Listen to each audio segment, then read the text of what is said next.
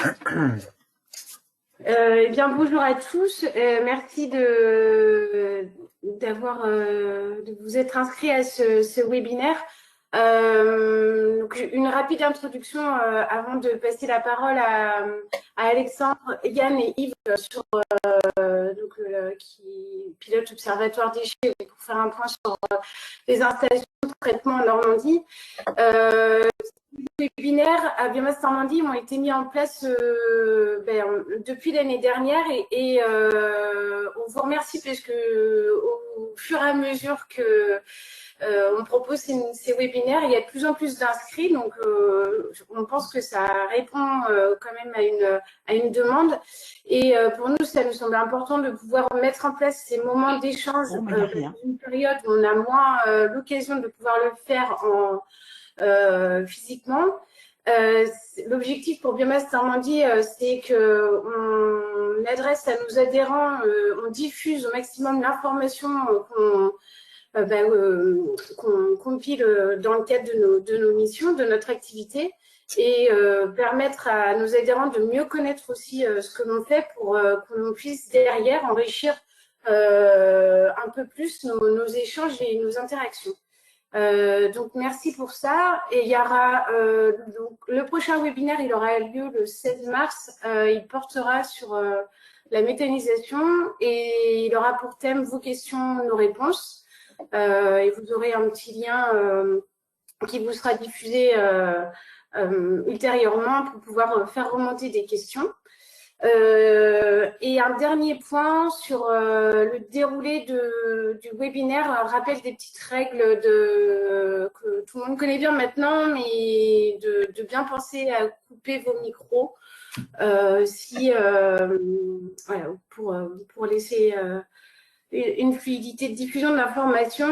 Et si vous avez des questions au cours du webinaire, n'hésitez pas à les adresser sur le chat. Voilà, bien merci et bon webinaire. Du coup, Alexandre, je te laisse la parole. Oui, donc bonjour à tous et à toutes. Alors effectivement, merci d'être présent en fait, à ce nouveau webinaire organisé sur la thématique des déchets. Alors effectivement, nos webinaires, effectivement, ils sont au départ orientés et adressés à nos adhérents pour présenter toutes les activités de notre association.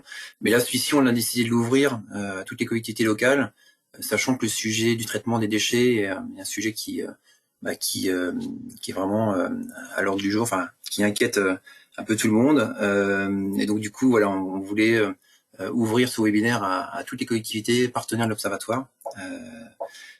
Donc aujourd'hui, on va vous présenter donc un webinaire dédié au traitement des déchets. C'est finalement la présentation des chiffres clés issus de notre dernière enquête, ITOM 2018, que l'on a menée auprès de toutes les installations de traitement des déchets de Normandie. Donc du coup, ça concerne à la fois donc les enquêtes menées auprès des centres de tri, auprès des installations équipées de tri mécanique et biologique, les plateformes de compostage, les unités de variation énergétique, les installations de stockage. Donc du coup, on vous présentera tout au long de ce webinaire donc les principaux chiffres. Ça marche pas ce truc. Je vais juste couper. Oui.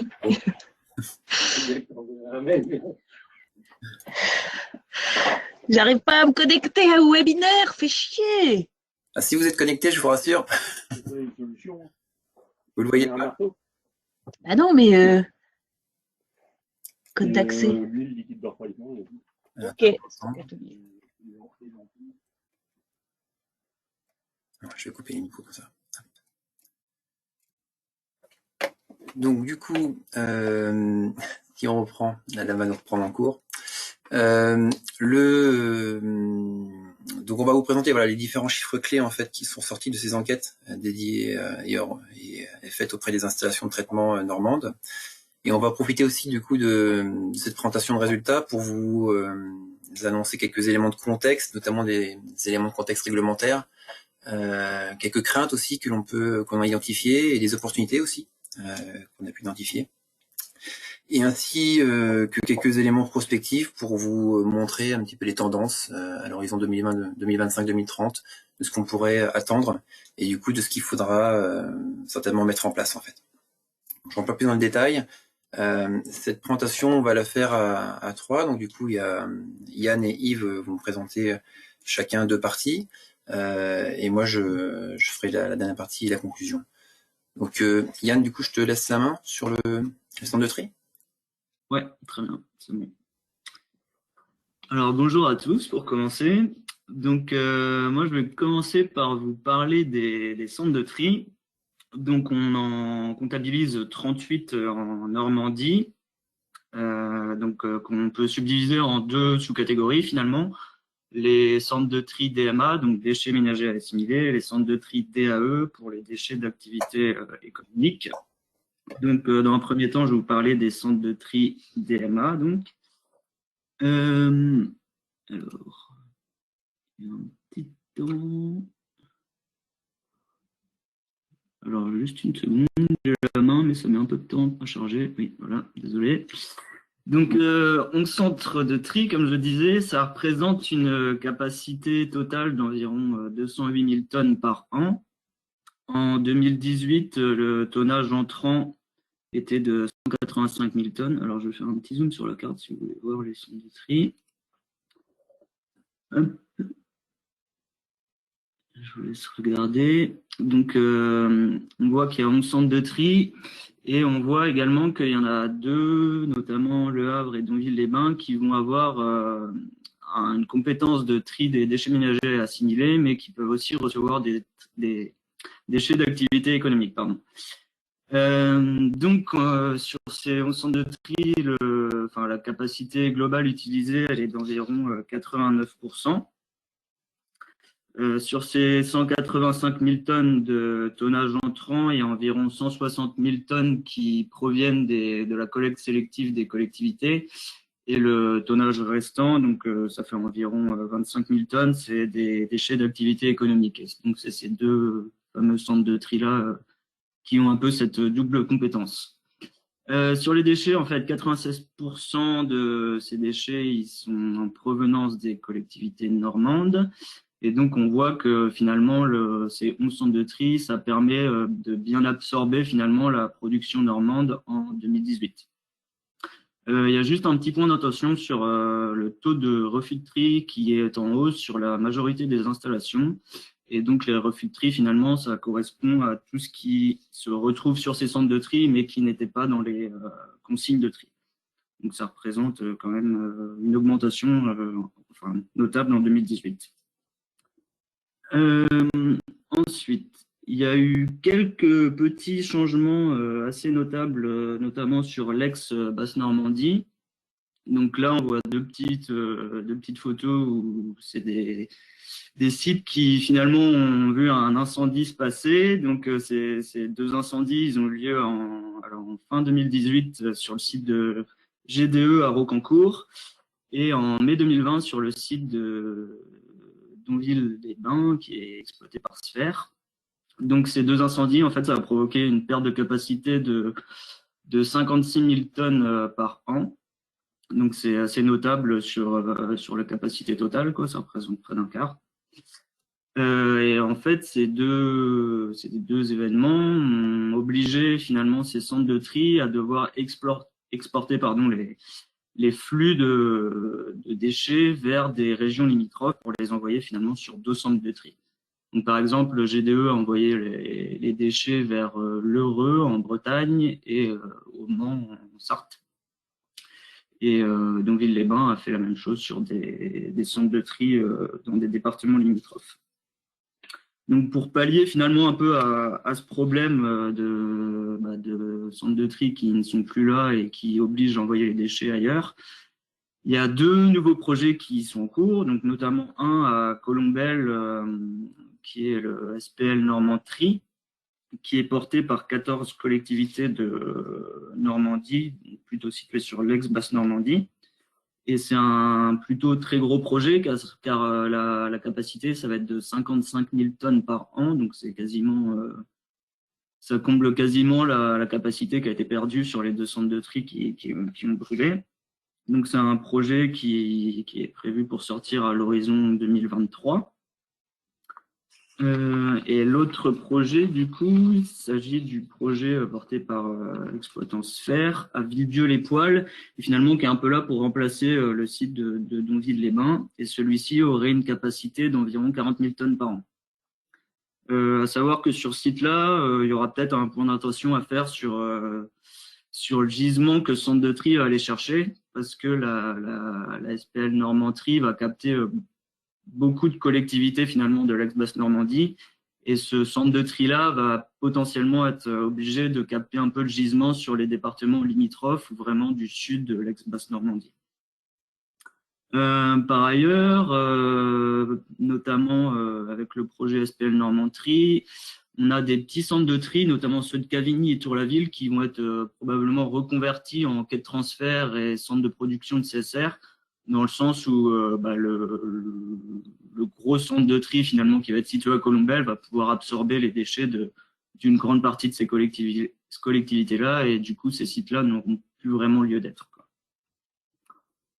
Juste un petit rappel sur l'obligation de déclaration annuelle SIDEREP. Donc c'est obligatoire depuis 2018, et en fait c'est pour les centres de tri de déchets ménagers et assimilés qui accueillent de la collecte sélective. On a une obligation de déclarer les tonnages de flux entrants et sortants, et ça dans un délai de 3 mois de l'année N+1.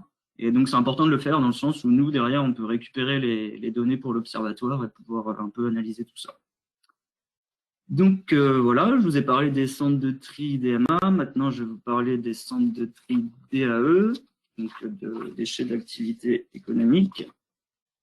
Donc on en comptabilise 27 sur le territoire. Ça représente une capacité à minima de 490 000 tonnes par an.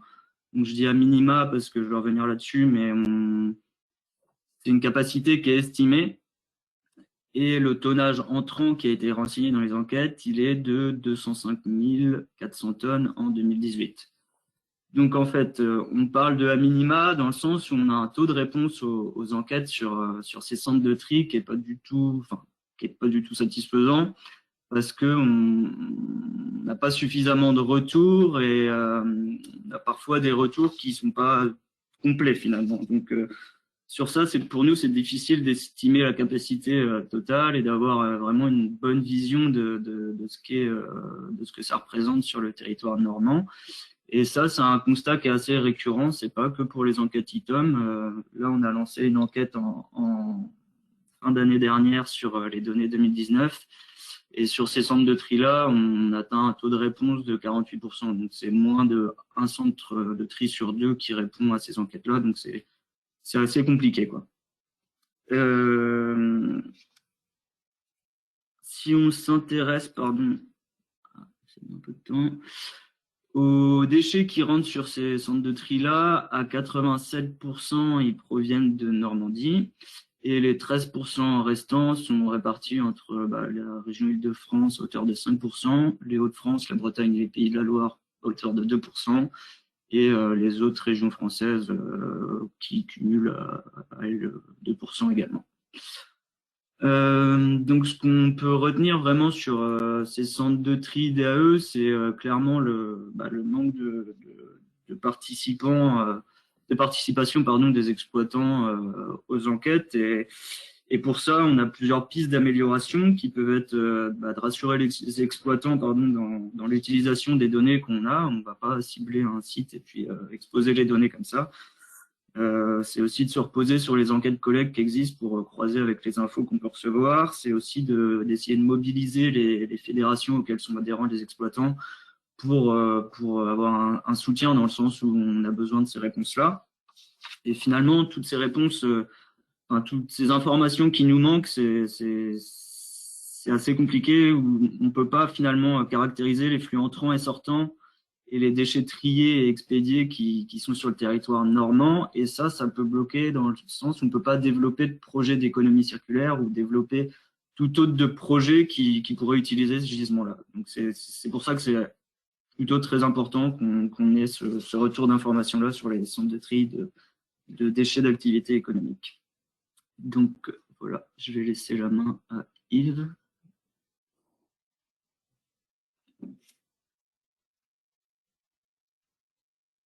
Bonjour à tous. Alors du coup, pour ma part, je vais vous parler des installations qui sont équipées d'un TMB, enfin qui font un tri mécano-biologique. En Normandie, on compte donc 2 installations sous maîtrise d'ouvrages publics, donc Cavigny, qui est gérée par le SNPF, et Bramto, qui elle est gérée par le SMIDVAD du Pays de Caux. Ces 2 installations représentent une capacité globale de 108 000 tonnes par an. Et en 2018, on comptait 79 500 tonnes d'entrants, donc une capacité globale utilisée de 74%. Faut garder en tête que c'est une situation 2018. Le contexte a un peu changé depuis. Le SNPF a récupéré quelques collectivités clientes. En fait, c'était les parties non adhérentes de ces collectivités adhérentes. Et le SMIDVAD a aussi pu récupérer une partie des tonnages qu'il avait perdus suite au départ de certains adhérents. On peut prendre le cas, par exemple, de la CDC de Crypto Lesneval, qui a été absorbée, qui fait désormais partie du Havre Seine Métropole. Le SMIDVAD avait perdu une partie du coup du gisement produit par la collectivité. Il l'a récupéré suite à une décision du Conseil d'État. Il a pu récupérer une partie de ses tonnages et une partie aussi du financement de son outil industriel. Pour les entrants, on a 87% des tonnages entrants qui proviennent de ménages. C'est en fait les ordures ménagères résiduelles. Le reste des entrants, ça va être des tonnages qui sont apportés par l'industrie agroalimentaire. C'est ce qui correspond à la part déchets alimentaires. Et ensuite, les 2 installations rajoutent des déchets verts dans le process pour améliorer leur process en fait. Les 12% de déchets alimentaires, ça correspond à peu près à 9100 tonnes entrantes. En ce qui concerne le taux de valorisation, si on fait la moyenne des 2 installations, on a à peu près 46% de taux de valorisation. Ça veut dire qu'en fait, sur les entrants, on détourne 46% de l'entrant. Oui, on détourne 46% de l'entrant qui ne va pas se retrouver en installation de stockage, par exemple. Donc les 46% en fait vont être transformés soit en biogaz, soit ça va être des pertes en eau, ou au final ça va être transformé en compost. Et ces 46%, c'est pas anodin en fait. Ça représente, si on prend le ratio moyen de production d'OMR d'un Normand, qui est de 250 kg par habitant, qui était de 250 kg par habitant en 2018, ça correspond à peu près à 115 kg par habitant détournés de l'enfouissement. Donc ça permet de détourner une partie des tonnages de l'enfouissement et ça permet aussi de produire de l'énergie avec les installations de méthanisation attenantes et au final aussi de produire du compost qui retournera à la terre ensuite. Un compost qui est normé. Donc c'est des installations dont on estime l'avenir un peu incertain du fait de nombreuses contraintes réglementaires. Un contexte réglementaire pour le moins contraignant. On peut prendre un premier décret en 2016 qui a donné pour règle l'interdiction du mélange en méthanisation entre des biodéchets qui seraient collectés séparément, qui feraient l'objet d'un tri à la source, et la fraction fermentescible issue du process d'un TMB. On ne peut pas mélanger les deux pour les méthaniser ensuite, ce qui impose aux exploitants de ces 2 installations un choix dans leur process. On a ensuite eu la loi AGEC. Cette loi, elle fixe à partir de 2027 que le compost qui sort des TMB ne pourra plus être considéré comme normé. Alors, on pourra le stabiliser, mais son avenir sera incertain. Il pourra peut-être être enfoui, et dans ce cas-là, il faudra penser à l'impact de l'augmentation de la TGAP. Et les installations, on ne pourra plus considérer que ces installations font de la valorisation organique. On a ensuite un projet de décret relatif à la justification de la généralisation du tri à la source des biodéchets et aux installations de TMB. Alors là, pour qu'un TMB puisse continuer à recevoir des déchets ménagers et assimilés, il faudra respecter plusieurs conditions. Il faudra d'abord avoir 95% de la population qui soit couverte par le tri à la source des biodéchets. 95% de la population couverte sur les collectivités dont le TMB recevra les déchets ménagers assimilés. Et en plus, répondre à au moins une des 3 conditions suivantes. Un ratio MR qui soit inférieur à plusieurs valeurs définies dans un arrêté. Donc, par exemple, 140 kg par habitant en milieu rural ou 190 kg en milieu urbain. Un second critère qui est la quantité de biodéchets restants dans les OMR devra être inférieure à un seuil qui est aussi, lui, détaillé dans un arrêté ministériel. Ce seuil, c'est 35 kg par habitant. Et enfin, une quantité de biodéchets détournés des OMR qui soit au moins égale à 50% pardon, de ce qu'il y avait avant. Et en plus, on a un projet de décret appelé socle commun qui va fixer des valeurs limites encore plus contraignantes sur des éléments résiduels, sur des microplastiques ou sur des éléments traces métalliques résiduels. Si on ajoute à ça la TGAP sur le stockage, alors pour rappel, on a quand même la moitié de ce qui rentre sur un TMB qui va quand même au final finir en enfouissement. Sachant que la TGAP va augmenter fortement dans les 5 prochaines années, c'est tout cet ensemble de contraintes à la fois réglementaires, surtout en fait, et l'augmentation de la TGAP, toutes ces contraintes ont amené les exploitants de ces 2 installations à réfléchir à l'avenir de leurs installations en fait.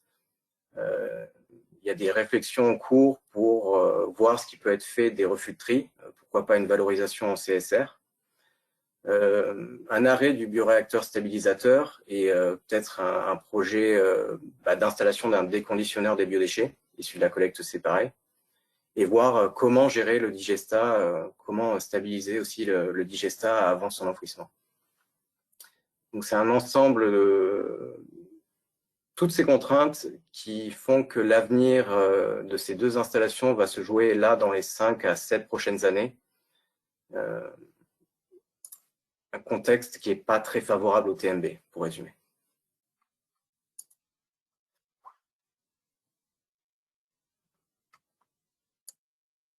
Je vais reprendre la main. Alors maintenant, je vais vous parler des plateformes de compostage. Donc, si je mets la petite carte, en fait, on a recensé 67 installations sur le territoire normand. La capacité minimum, donc je parle de minimum encore une fois dans le sens où par le biais de nos enquêtes, on n'a pas forcément un taux de réponse satisfaisant, mais c'est un peu mieux quand même que pour les centres de tri DAE. Donc la capacité est de 690 000 tonnes par an et le tonnage entrant en 2018 est de environ 456 000 tonnes. Donc ça représente une utilisation d'environ 66%. On a plusieurs types de plateformes en fait. On va avoir des plateformes de compostage de déchets verts, des plateformes de co-compostage, c'est-à-dire qu'on va inclure des bouts principalement de stations d'épuration et ou des déchets alimentaires avec les déchets verts. Et on va avoir des compostages en annexe à des bâtiments d'élevage, c'est ce qu'on peut assimiler finalement à du compostage à la ferme. Donc, si on regarde sur ce gisement global de ce qui rentre sur les plateformes, on va avoir à 89% des déchets verts, on va avoir 5% de boue d'épuration et environ 6% de déchets alimentaires. Donc, sur ça, en fait, si on regarde la carte, on voit que... Je vais peut-être zoomer, ça va être un peu mieux. On voit que vraiment la plupart des installations, ça va être des plateformes qui vont accueillir et traiter des déchets verts. Mais on voit quand même qu'on a quelques sites qui vont accueillir des déchets alimentaires et ou des boues. Donc par exemple, je vais prendre pour les plus gros Billy ou Belleville-en-Caux, Saint-Vigor d'Imonville ou encore Le Ham qui peuvent accueillir des déchets alimentaires. Et certaines plateformes qui sont attenantes finalement à des stations d'épuration et qui vont vraiment être spécialisées dans le traitement de ces bouts de stations d'épuration Et du coup, là, je peux vous citer Cabourg ou Bernières-sur-Mer, par exemple. Voilà. Le produit finalement de ces plateformes de compostage, donc ça va être du compost. Et donc la production en 2018, elle est à hauteur de 204 000 tonnes, ce qui nous fait finalement un rendement en matière de près de 45%. Je reviens rapidement sur les déchets alimentaires. En fait, on voit qu'en 2018, on a 6% de déchets alimentaires qui rentrent sur ces plateformes. Ça représente près de 26 000 tonnes. Et ils sont principalement issus de gros producteurs. Et en fait, c'est un peu l'enjeu et enfin, le lien avec ma diapo suivante. C'est qu'on voit que les installations, finalement, elles sont bien adaptées en Normandie au traitement des déchets verts. Mais on va avoir des nouveaux enjeux qui arrivent d'ici peu d'années, donc dans 3 ans, tout à fait. Donc au 1er janvier 2024, en fait, on a une obligation du tri à la source des biodéchets pour tous les producteurs. Et pour ça, en fait, alors, juste pour rappeler par rapport à cette obligation-là, je vais faire un petit aparté pour dire qu'il y a un appel à projet qui a été lancé en décembre dernier conjointement entre la région Normandie et l'ADEME. Et donc, c'est un appel à projet généraliser le tri à la source des biodéchets en Normandie, et ça permet d'aider les collectivités dans tout ce qui est études ou mise en place de soit gestion in situ, soit collecte séparée des biodéchets. Donc, si on regarde finalement les exutoires pour les biodéchets qui pourraient être traités suite à cette obligation-là, on voit que sur la carte, finalement, on va avoir que, je vais zoomer, que 4 installations qui vont pouvoir accueillir ces biodéchets-là. On va avoir Billy, Ry, Formigny et Saint-Vigor d'Immeville. On va avoir également Valogne qui est en projet, mais qui est en attente de l'agrément SPA3. Alors cet agrément SPA3, c'est l'agrément pour les sous-produits animaux de classe 3, et donc c'est un agrément qui est obligatoire pour recevoir, enfin, pour traiter finalement les biodéchets, notamment les déchets alimentaires. Donc cet agrément-là, il constitue en fait, c'est un dossier qui a déposé auprès de la DDPP, donc c'est la Direction départementale de la protection des populations. Et en fait, ils vont venir sur le site faire un genre d'audit et pour regarder si l'installation est apte pour bien recevoir ces biodéchets, notamment alimentaires et sous-produits animaux. Et en fait, ça nécessite des prérogatives en termes d'équipement, de gestion des effluents, de gestion des eaux de ruissellement. Donc, il y a plusieurs choses à regarder pour finalement avoir cet agrément-là. Donc, voilà. Et en fait, cet agrément, il est important dans le sens où si on veut un retour au sol des biodéchets, ça demande une hygiénisation, pardon. Et donc, dans le cas d'une plateforme de compostage, cette hygiénisation se fait par la montée en température dans les andins. Donc, c'est dans le processus de traitement, finalement. Et dans le cas d'un processus de méthanisation, en fait, l'hygiénisation se fait avec un hygiénisateur. Du coup, c'est un équipement, un processus particulier qui se met sur les méthaniseurs et qui permet, en fait, de pasteuriser, entre guillemets, les biodéchets pour qu'ils puissent retourner au sol ensuite. Donc, quand on regarde un peu dans l'ensemble, on voit qu'il y a quand même peu d'installations qui sont aptes à recevoir des biodéchets en Normandie. Et c'est un peu inquiétant dans le sens où l'obligation du tri à la source des biodéchets, elle arrive d'ici peu de temps. Et donc, il va bien falloir que ces installations se développent pour permettre d'accueillir tous ces flux-là, quoi. Donc pour ça, en fait, il y a des soutiens financiers qui existent. Donc, ils sont décrits justement dans l'appel à projet généraliser le tri à la source des biodéchets en Normandie. Et donc, ces soutiens-là, on peut citer le fonds FEDER. Donc, c'est un fonds qui est géré par la région Normandie et qui accompagne les unités de méthanisation avec ou sans hygiénisation. Il y a un appel à projet de l'ADEME pour la création d'unités de méthanisation avec ou sans hygiénisation et déconditionnement. Et il y a un soutien de l'ADEME et la région Normandie pour la mise en place d'unités mutualisées d'hygiénisation et ou de déconditionnement. Donc, j'ai pas évoqué le déconditionnement, mais en fait, c'est important dans le sens où, par exemple, dans le cas d'une collecte séparée des biodéchets, on va pouvoir accueillir les biodéchets désassimilés, c'est-à-dire des biodéchets qui sont encore emballés, par exemple. Et le déconditionneur, il sert justement à retirer cet emballage-là pour pouvoir accueillir ces flux de biodéchets. Et si je reviens sur ma petite carte, en fait, on voit que sur les plateformes de compostage qui ont l'agrément, il y a seulement la plateforme de Billy qui est un déconditionneur. Donc ça pose plusieurs questions sur les équipements à mettre en place sur ces plateformes. Donc voilà, je vais relaisser la parole à Yves. Ouais, je vais juste faire un petit complément par rapport aux deux questions qui ont été du coup posées dans le chat. Sur le volet TMB, en fait, il y a une question qui a été posée par rapport à l'extension des consignes de tri pour savoir si ça allait changer quelque chose. Concrètement, ça va effectivement pouvoir diminuer un petit peu les quantités de déchets qui vont arriver sur les TMB. Mais les extensions consignes de tri, ça représente que 4 kg par habitant. En tout cas, c'est leur tour CTO. 4 kg par habitant par an, donc du coup, ça va pas changer énormément la donne. Ça va diminuer un petit peu la part de plastique, effectivement, qu'on trouvera dans le flux, parce que potentiellement, on les retrouvera au niveau des centres de tri. Mais c'était pas ça qui changera du coup la donne sur les TMB. Par rapport à la remarque sur l'installation de Gaillon, effectivement, sur Gaillon, on a bien un agrément SPA3.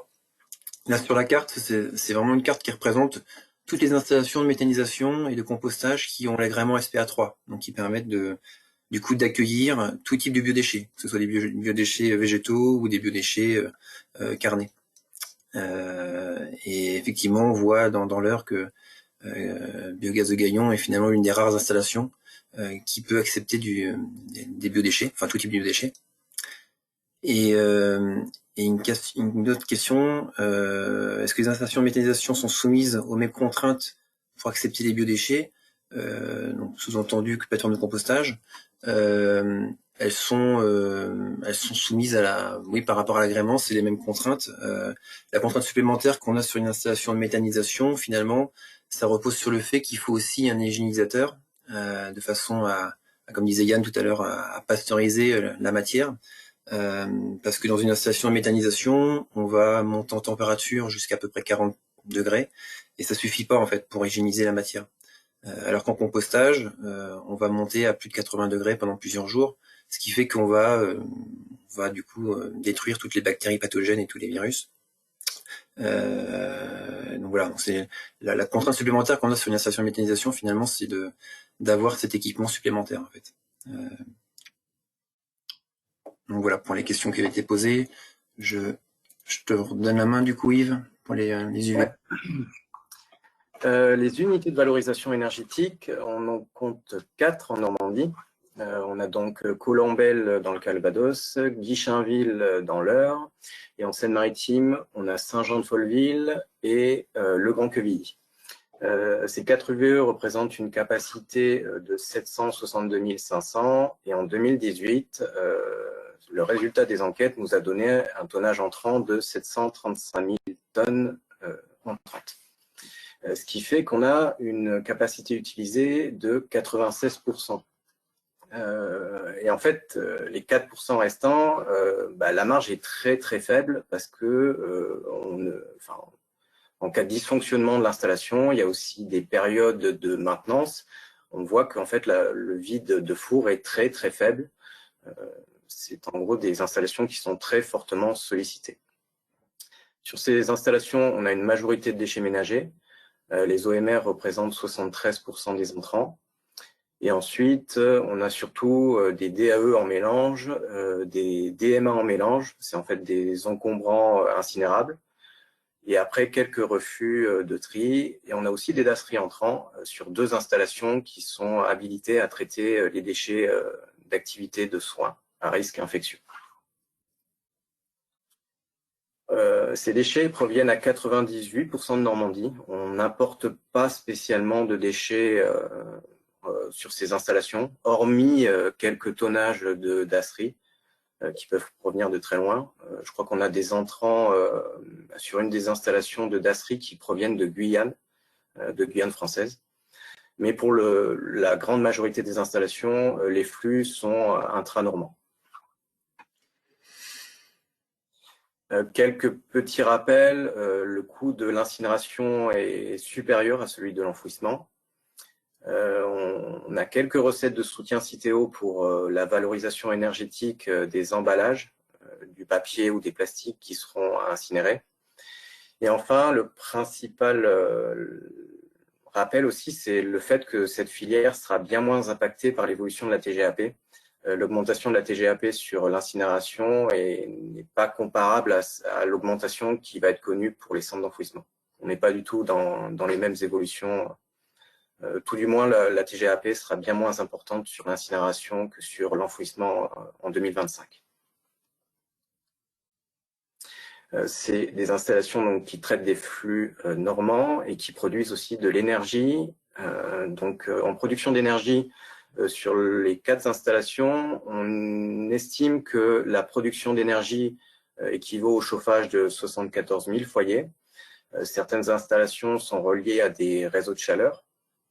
C'est le cas notamment pour l'installation de Guichainville, sur Saint-Jean aussi, c'est un réseau de chaleur, Colombelle aussi, et sur Grand-Quevilly, il ne me semble pas qu'il y ait de réseau de chaleur, mais la chaleur est utilisée en autoconsommation pour chauffer les locaux, le centre de tri attenant. On a aussi, ces installations ne produisent pas que de l'énergie thermique, mais aussi de l'énergie électrique. Et là, on estime que c'est l'équivalent de la consommation électrique de 40 000 foyers. C'est des données, c'est des estimations. La consommation d'un appartement ou d'une maison ne sera pas la même, donc c'est vraiment des moyennes. Et c'est à prendre comme des moyennes, des chiffres moyens. Ces installations en sortie de four, elles produisent des mâches-fer. Ces mâches-fer, elles sont traitées à 100% en Normandie. Les mâches-fer des UVE normands sont traités à 100% en Normandie. On compte 4 plateformes de compostage. On a Blainville-sur-Orne,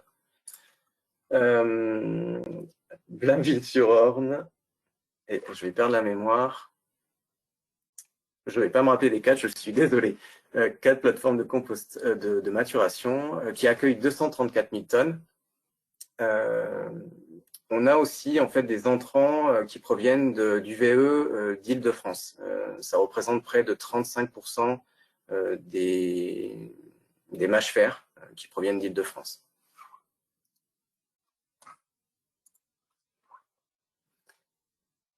Et enfin, on a donc ces mâches-fer ensuite peuvent être utilisés en sous-couche routière notamment. Donc c'est une part de valorisation matière sur ces installations. Et enfin, le graphique qui vient d'apparaître, c'est en fait un premier exercice de calcul d'indicateurs de second niveau. Jusqu'à présent, dans les indicateurs notamment du PRPGD, un UVE, on va considérer que 100% des entrants sur l'UVE 100% des tonnages vont être valorisés énergétiquement, ce qui en pratique n'est pas vrai. On a une part qu'on vient d'évoquer, notamment les mâches-fer, qui elles vont être valorisées en sous-couche routière. On a aussi une part de réfium, de cendres, qui elles vont partir en centre de stockage. Au final, si on rentre dans le détail,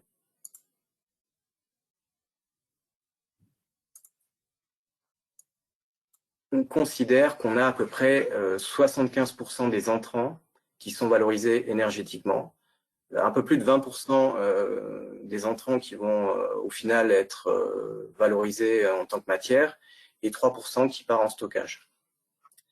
Donc en fait, cet exercice-là, c'est un premier exercice qu'on a fait sur l'UVE parce que c'était le plus simple à réaliser.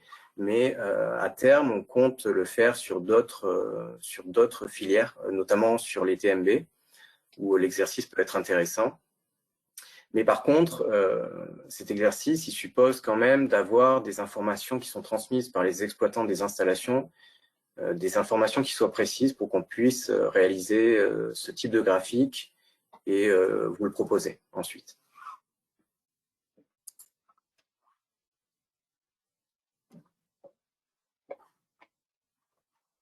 Alors, juste, je reviens juste, Yves, pardon, sur les plateformes de maturation de mâche-fer. Oui. Alors, juste pour les citer, en fait, parce que c'est des installations qui répondent aussi à nos enquêtes ITOM.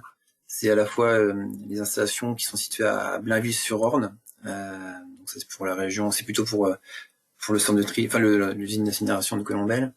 Il y en a deux qui sont situés sur la région avraise, donc à Gonfreville-Lorcher et à Rogerville. Et il y en a une autre qui est annexée à l'IVE de Grand-Quevilly.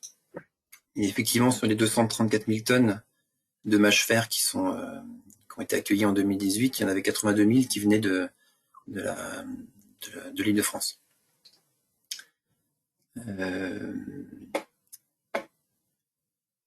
Donc du coup, je vois qu'il n'y a pas forcément... Il y a une petite remarque de Madame Briand. Effectivement, il y a un réseau de chaleur sur Grand-Quevilly qui permet de chauffer 10 000 logements.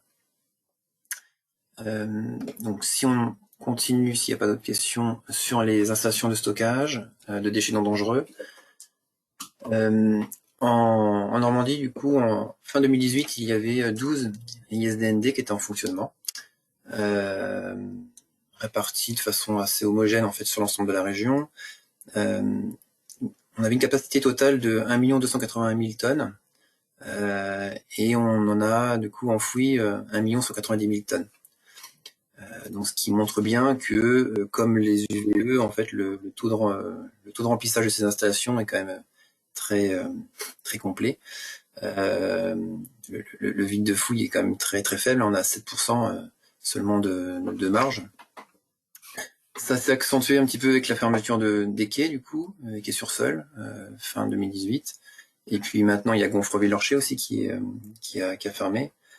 Mercé a été prolongé d'1 an, mais voilà, ce n'est qu'un prolongement. Donc ça commence à être assez tendu en fait sur le volet installation de stockage. Au niveau de ce qui rentre sur ces installations, par rapport à ce que peuvent nous fournir donc les exploitants, on a à peu près 1/3 de déchets qui sont finalement produits par les collectivités. Et notamment produits par les collectivités plutôt de type rural. Et les 2/3 des quantités qui rentrent sur ces installations sont finalement des déchets d'activité économique. Donc à la fois ça peut être des résidus de broyage de véhicules automobiles, des déchets de la construction, des déchets d'activité économique en mélange. Et on a aussi des refus de tri ou des refus soit de tri sélectif ou de refus de compostage qui sont produits par des installations de traitement, celles qu'on a vues précédemment, et qui du coup ont besoin de trouver une filière pour éliminer leurs résidus. Globalement, en fait, sur ces 1,2 million de tonnes, 87% de ces déchets donc proviennent de Normandie. Donc on a un petit peu de déchets des régions limitrophes en fait qui viennent sur ces installations, notamment celles du sud de la Manche, qui sont assez proches de la Bretagne finalement. Et ces installations, donc du coup, produisent également de l'énergie, alors dans une moindre mesure que les UVE forcément, mais on produit quand même du biogaz, ce qui permet de produire de l'électricité et de la chaleur. Donc on estime à peu près à 110 000 gigawattheures, disons, la production d'énergie globale sur ces installations. Donc qui est soit revendue sur le réseau électrique, soit autoconsommée pour traiter les lixivia ou pour alimenter d'autres activités qui peuvent être annexées à l'installation, comme sur cuve, où ils se servent de la chaleur pour chauffer en fait une production de spiruline.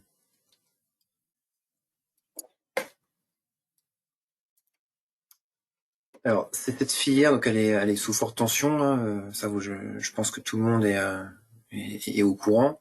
Ça fait quand même quelques temps qu'on le souligne. Pourquoi? Parce qu'il y a des fermetures qui sont programmées. Là, le graphique qu'on vous a mis, en fait, il vous présente en fait le nombre d'installations donc d'ici les 30 prochaines années. En tout cas, par rapport à notre état de connaissance, le nombre d'installations et la capacité annuelle donc qui serait disponible. Et donc du coup, on s'aperçoit que voilà, au fur et à mesure que les années vont passer, bah, la capacité de traitement va se réduire comme peau de chagrin. Et donc du coup, on estime qu'en 2025, en fait, on va réduire cette capacité de 25% et qu'à l'horizon 2030, bah, on va réduire de 66% en l'état actuel des choses. Les objectifs réglementaires vont dans ce sens-là. Ils sont assez ambitieux. Ils visent une réduction des quantités admises en 2020 de 30% par rapport à 2010 et de 50% en 2025, ce qui est assez marqué. En plus, en 2035, la loi AGEC a rajouté une petite subtilité où on serait limité à seulement 10% de déchets ménagers assimilés dans les déchets entrant en installation de stockage.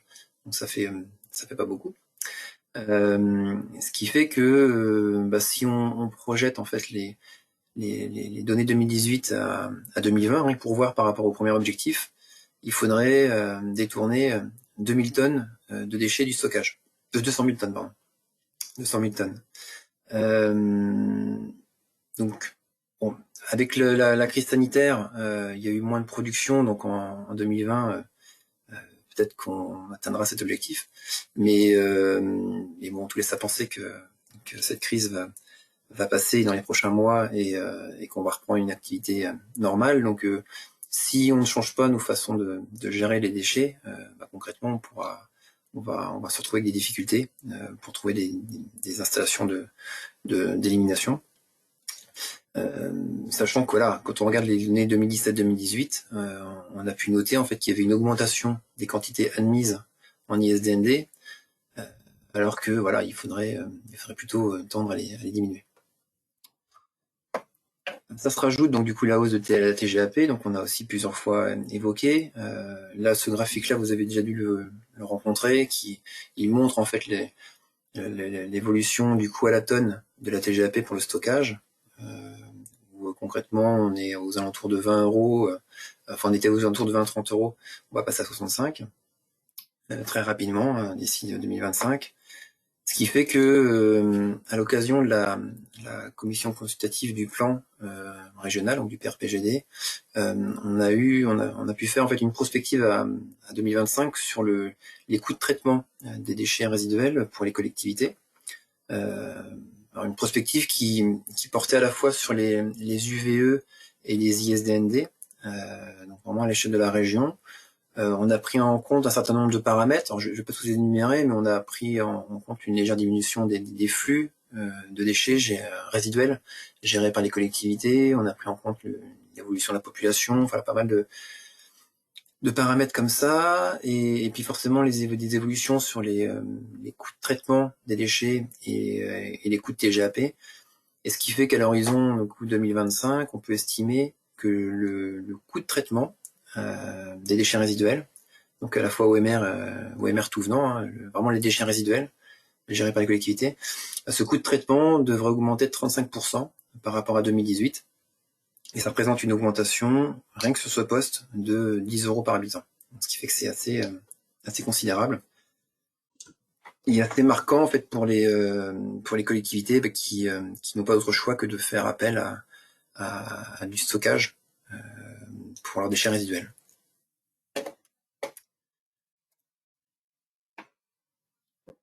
En synthèse, du coup, on voulait vous montrer une prospective que l'on a pu faire aussi 2025-2030 sur les capacités, sur une comparaison entre les capacités de traitement que l'on a et que l'on aura en Normandie par rapport aux productions de déchets résiduels qui du coup seront éliminés dans ces installations. Donc ça porte à la fois sur les ISDND et les UVE. Du coup, par rapport à la capacité, on a pris en compte le fait que la capacité de traitement elle est diminuée pour les installations de stockage et que pour les unités d'incinération, on va maintenir les capacités actuelles. Et dans cette simulation, on a pris en compte une diminution des flux de déchets du fait que on va généraliser l'extension des consignes de tri des emballages en plastique sur l'ensemble de la Normandie. Aujourd'hui, ces extensions sont surtout déployées en Haute-Normandie, enfin sur l'ex-Haute-Normandie, et là c'est en cours sur l'ex-Basse-Normandie. Mais voilà, à terme, tout le monde sera donc en extension. On a pris en compte aussi dans notre simulation le fait qu'en tarification, par rapport à la tarification incitative, on a l'objectif de la région qui vise à ce qu'il y ait 30% de la population couverte d'ici 2025. Et on peut imaginer qu'avec la dynamique qui est lancée, qu'on aura 50% en 2030, à minima. Et on a pris en compte le fait qu'il y avait le déploiement du trait à la source, qui est obligatoire à partir du 1er janvier 2024 pour tous les producteurs de biodéchets, que ce soit ménage ou entreprise. Et on a également pris en compte un pourcentage de diminution de 10% du flux de DAE et BTP. Honnêtement, ce 10%, on l'a mis pour le mettre, parce qu'on imagine qu'avec un certain nombre avec les REP, avec pas mal de choses qui se mettent en place, on va diminuer les quantités de déchets d'activité économique sur ces installations d'élimination, mais aujourd'hui on est incapable de dire si on sera à 10, 20, 30 ou 5. Donc on a mis un peu 10 par défaut pour voir un petit peu vers quoi on allait tendre. Ce qui fait que ça vous donne en fait le graphique qui est à droite, où on compare donc 2018, 2025, 2030 avec en histo, donc c'est les quantités de déchets qui seraient enfouis ou incinérés. Et le point rouge, ça représente la capacité de traitement que l'on aura sur la région normande. Et donc du coup, on voit assez clairement que en 2025, ça va commencer peut-être un petit peu à coincer, et qu'en 2030, si on garde en fait si on prend en compte ces tendances, on s'aperçoit que c'est pas suffisant en fait par rapport aux capacités de traitement. Et donc que l'effort des collectivités est vraiment à pousser. Là, on a pris en compte que entre guillemets que 50% de la population en TI, mais peut-être qu'on sera un peu plus haut. Et puis peut-être que sur le volet DAE BTP au niveau de la production de déchets, on aura peut-être des plus gros efforts qui seront faits, et on sera peut-être au-delà de ces moins 10% du flux. Mais voilà, ce qu'il faut avoir en tête, c'est que ça va forcément se tendre, ça on le constate déjà sur certains territoires, et que c'est voué à s'accentuer si rien n'est fait pour limiter les quantités de déchets qui va en enfouissement et en incinération. En plus, on a une incertitude sur certains flux organiques, et notamment sur les flux, sur les boues, sur les composts qui seront issus de TMB ou de la collecte séparée des biodéchets, par rapport à tous les textes de loi qu'on a pu déjà vous citer, et notamment par rapport à ce fameux décret socle commun là, pour les matières fertilisantes et les supports de culture.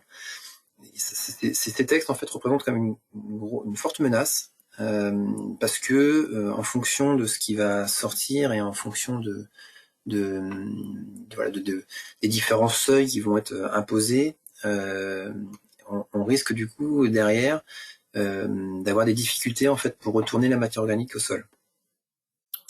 Pourquoi ? C'est parce que les seuils qui sont inscrits au jour d'aujourd'hui sont difficilement atteignables, notamment en ce qui concerne tout ce qui est taux d'inerte ou taux d'impureté, notamment sur les particules en plastique. C'est des choses qui sont difficilement atteignables aujourd'hui. Et en plus, les délais d'application sont très serrés, ce qui fait que les exploitants d'installation vont avoir des difficultés pour pouvoir prendre en compte en fait ces nouveaux paramètres et pour pouvoir produire du compost normé, enfin en tout cas normalisé, dans le temps qui est vraiment attribué. Ce qui fait que si on ne produit pas du compost normalisé, et si ces déchets ne peuvent pas suivre un plan d'épandage, parce que voilà, ils contiennent trop d'éléments métalliques, plastiques, etc., on risque du coup de devoir orienter ces déchets vers des filières d'incinération ou de stockage. Et là, pour le coup, on est déjà hyper tendu par rapport à ce qui va aujourd'hui. Si on rajoute des déchets organiques, voilà, ça tient plus, quoi.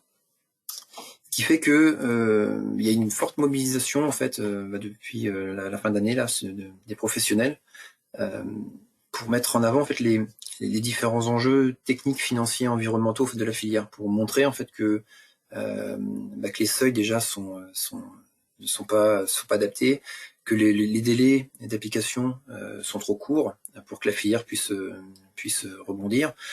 Tout le monde en fait s'accorde à dire que c'est plutôt bien en fait d'avoir de repenser la valorisation en fait de la matière organique, parce que les textes d'aujourd'hui sont peut-être un petit peu obsolètes, mais il faut le faire dans de bonnes conditions et il faut que ce soit applicable par les gens de terrain. Il faut qu'on et donc ce qui fait que face à ça, il y a pas mal de plusieurs fédérations, associations, réseaux qui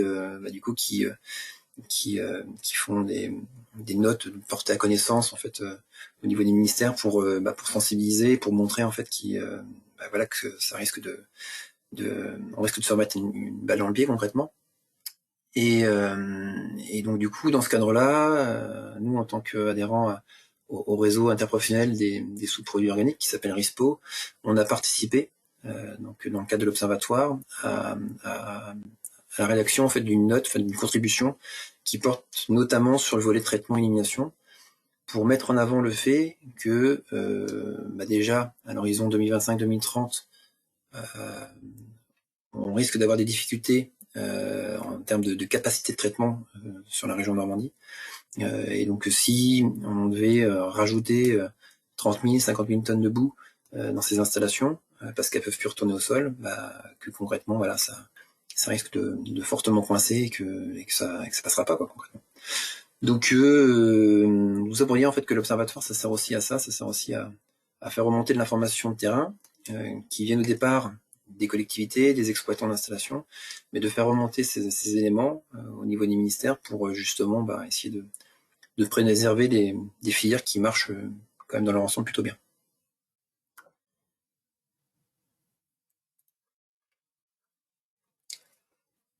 Alors, je vous ai dressé un petit tableau noir, mais il y a quand même des pistes qui sont encourageantes, notamment le fait en fait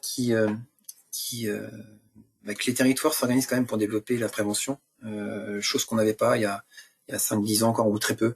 Il y a quand même de plus en plus de collectivités qui s'engagent dans des plans locaux de prévention donc déchets ménagers assimilés, donc qui sont, je me rappelle, au passage obligatoires théoriquement, et des collectivités aussi qui s'engagent dans des démarches territoriales sur l'économie circulaire, donc qui soit dans le cadre des codecs qui avaient été lancés par l'ADEME, ou soit dans le cadre des nouveaux référentiels en fait animés aussi par l'ADEME.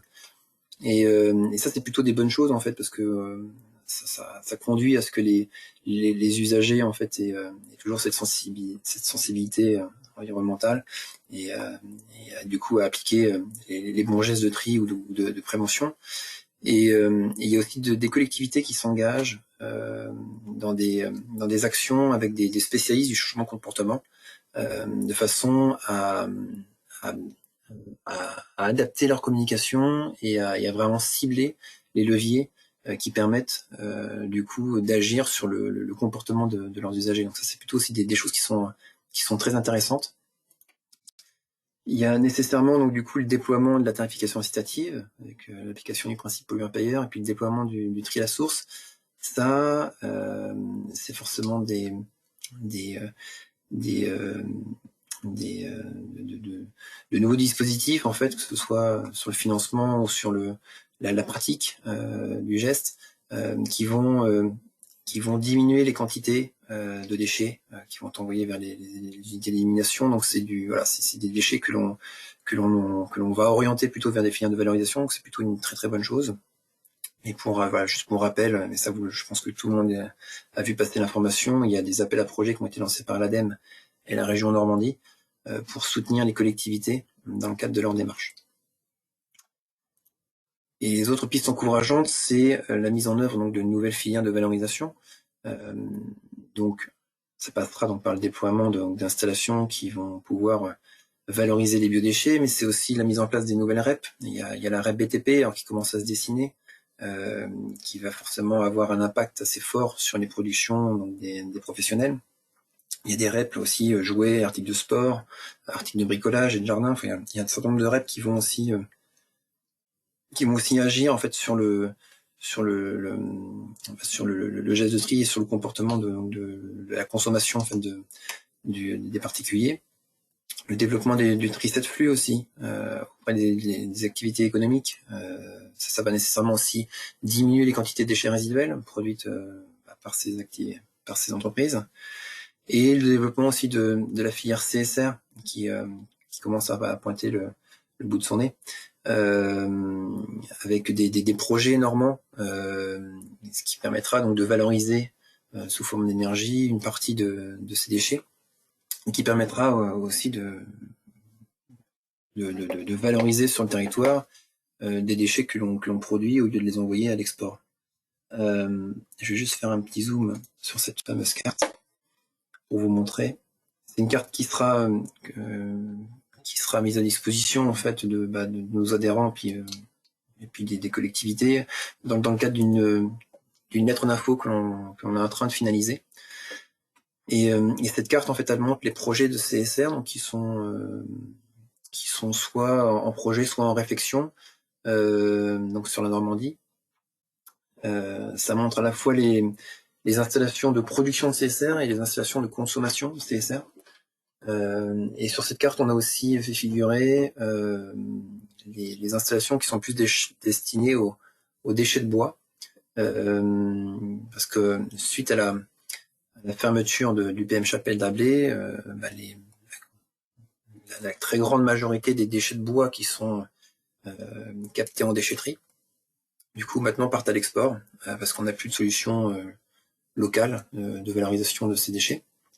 Et ce qui fait que là, ça coûte relativement cher d'envoyer ces déchets à l'étranger.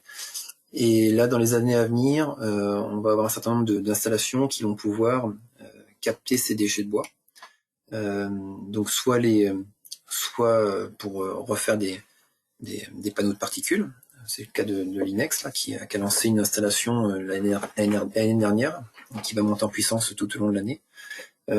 C'est aussi le cas d'une installation dans le sud de la Manche, Kinkel, qui va aussi valoriser les déchets de bois en faisant des dés de palettes.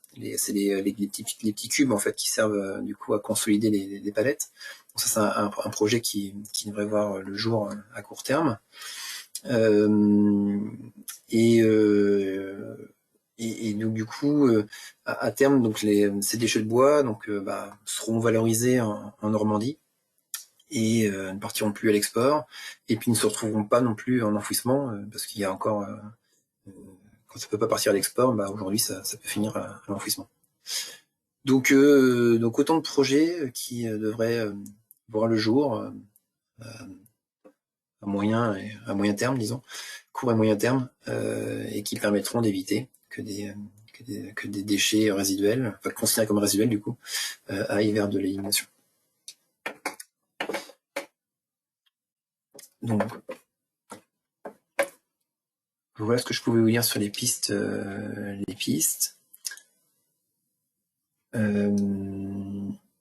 Donc du coup, c'était ma dernière diapo. Si vous avez des questions, faut pas hésiter.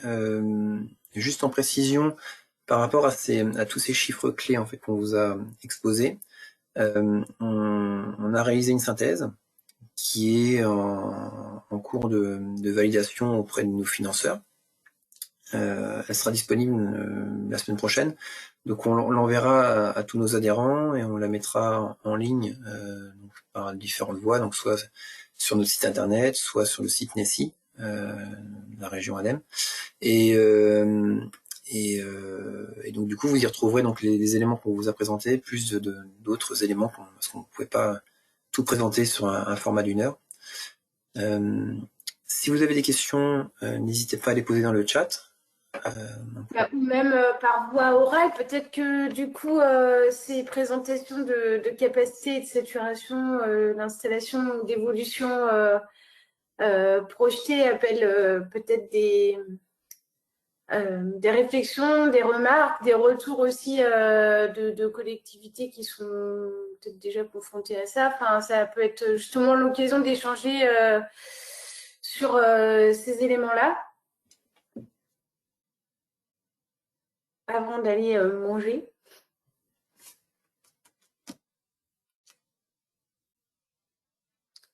Ok.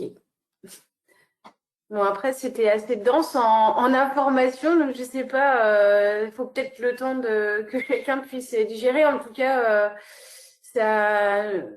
nous, ce travail-là de mise en perspective des différentes capacités de traitement au regard des flux et des possibilités de réduire les DMA ou les DAE par rapport à la tarification, les incitatifs, les biodéchets, la production de CSR, mais aussi de mettre en parallèle l'impact de certaines réglementations, notamment sur les matières fertilisantes et matières organiques. Là, c'est un exercice qui est vraiment intéressant et qui permet de mettre bien en avant les enjeux sur lesquels il faut échanger peut-être davantage et puis voilà, réfléchir dans les années à venir et notamment sur un groupe de travail ou dans le cadre de l'observatoire, quoi. Bon, après, s'il n'y a pas d'autres, s'il n'y a pas de questions, du coup, pas d'autres, parce qu'il n'y en a pas eu beaucoup, mais il ne faudra pas hésiter. Oui, on reste pour répondre à toutes questions, il n'y a pas de souci. Bien au contraire. Bon, après, s'il n'y en a pas, il n'y en a pas. Hein. Par contre, la prochaine fois, si par contre, le prochain webinaire, il sera sur la méthanisation avec vos questions. Donc là, l'idée, c'est d'essayer d'avoir des échanges, enfin, en tout cas, si vous avez des questions, nous faire remonter en amont du webinaire pour qu'on puisse y travailler, hein, même si on a déjà des thèmes qui sont prévus, mais ça sera intéressant et on essaiera aussi de faire en sorte que le webinaire il soit qui soit vraiment basé sur les échanges. Donc, n'hésitez pas d'ici là à nous faire remonter vos questions. Et puis, il y en aura un autre en avril, plus sur la partie espace conseil faire et notamment les aides financières pour la rénovation des logements. Puisqu'il y a eu quelques évolutions en 2021 pour accéder à des aides de rénovation de logements particuliers aux copropriétés. Voilà, écoutez, merci beaucoup en tout cas. Et puis on va pouvoir se quitter du coup, sauf si Alexandre, peut-être d'autres éléments. Je veux dire bon appétit du coup. Ouais. Et à bientôt. Ouais.